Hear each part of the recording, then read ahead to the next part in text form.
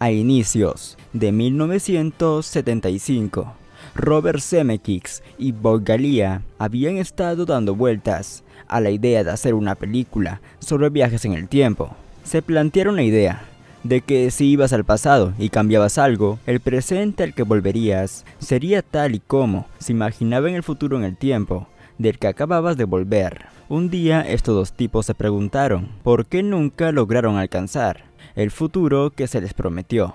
Así que pensaron que sería genial hacer una película donde eso pase realmente en el futuro. El primer título que se les vino a la mente fue El Profesor Brown visita el futuro. Aún no tenían un guión, solo el título.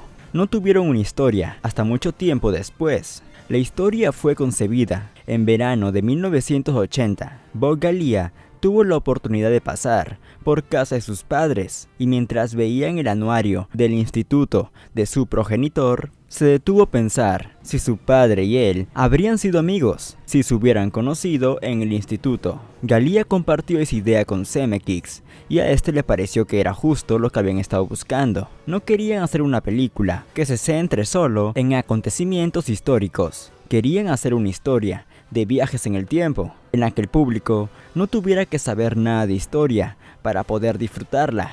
Toda la historia que querías saber está recogida en los primeros 10 minutos de la película. Cuando eras niño, ¿alguna vez tu padre o madre te habló sobre las cosas duras que tenían que hacer cuando ellos eran niños?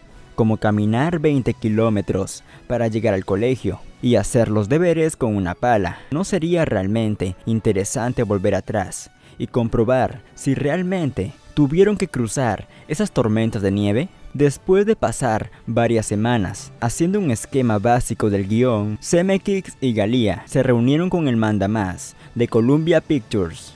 Le explicaron la idea de la película: que un chico de hoy en día encuentre una máquina del tiempo y va al pasado, donde conoce a sus padres. El mandamás estaba convencido y vendieron el proyecto a Columbia en 30 segundos. Unos 6 meses después, entregaron el primer borrador. El primer guión de Volver al Futuro recogía ya muchas de las cosas que el público acabaría conociendo y amando. Pero como suele pasar, cuando se desarrollan la mayoría de guiones, a lo largo de todo el proceso, la historia se va puliendo y mejorando.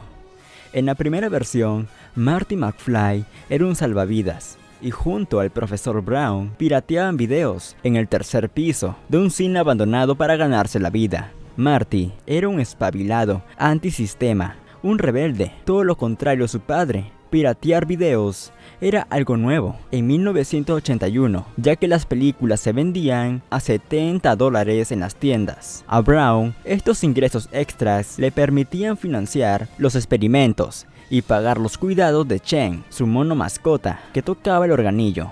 Brown está obsesionado con hallar cierto ingrediente químico capaz de proporcionar energía a su último invento, un transformador de potencia que convierte la radiación en energía. La parte de la radiación la tiene ya solucionada, ya que ha tomado prestado algo de plutonio de una planta nuclear de California.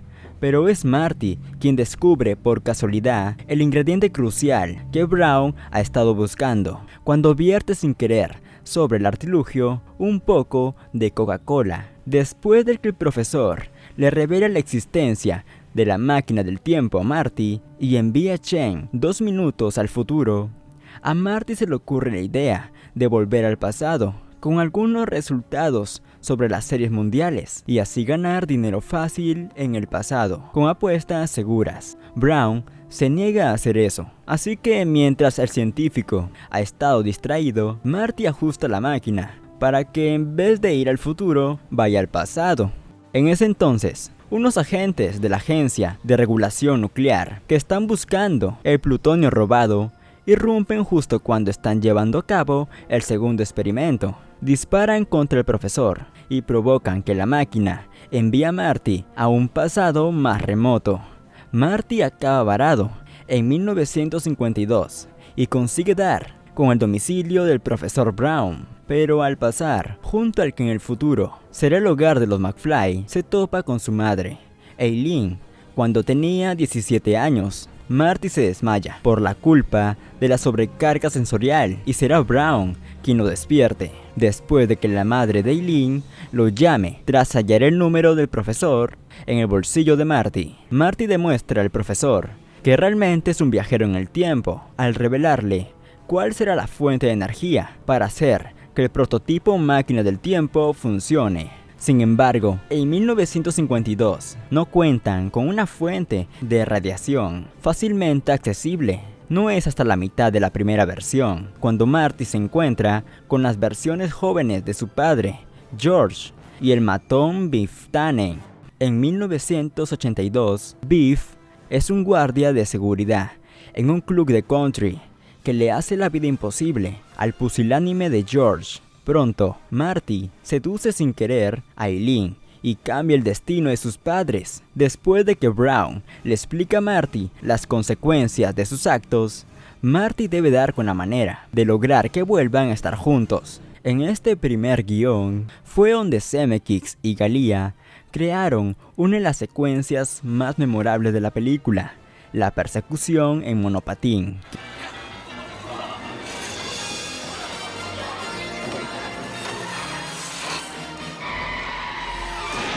Querían introducir algunas cosas de los años 80 que Marty podía inventar en los 50, el rock and roll y el monopatín. Fueron los dos elementos que mejor funcionaron. Los guionistas también hicieron que Marty le ocultara cierta información vital al profesor para poder quedarse en 1952 y triunfar en el mundo de la música, inventando el rock and roll.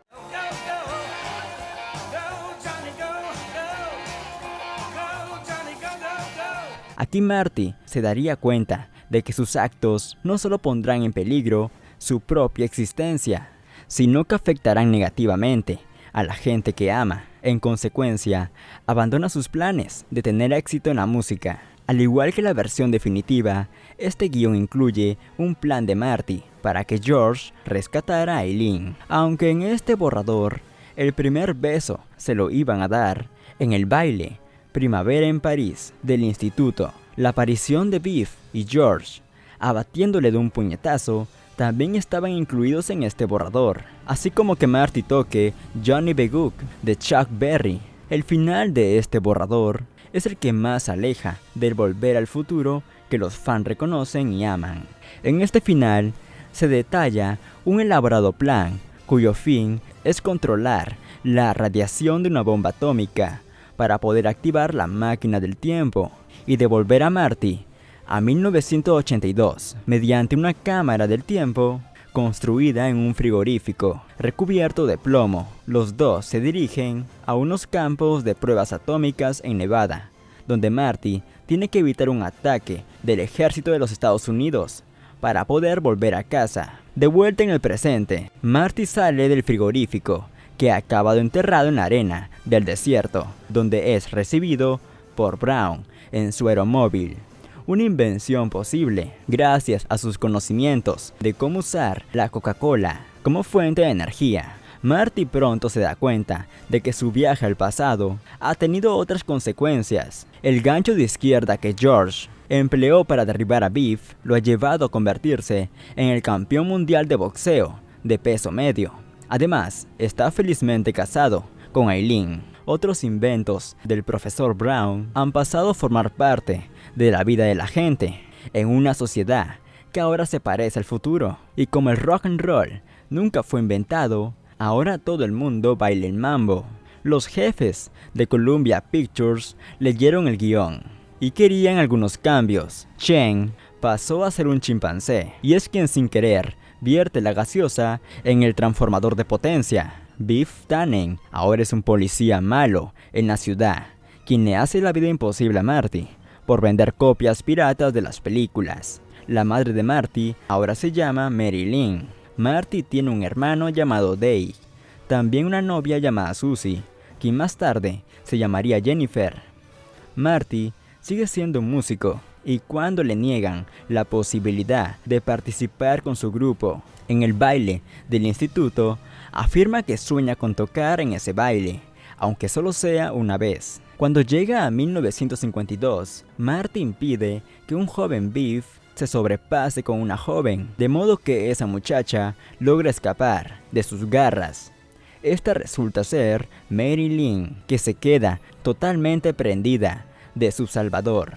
En este nuevo guión, Zemeckis y Galea introducen el recurso narrativo de la fotografía, en la que vemos cómo se desvanecen los hermanos de Marty. Marty sigue inventando el monopatín, aunque logra escapar de Biff al pasar por delante de un tren a toda velocidad. El segundo borrador es prácticamente igual al primero.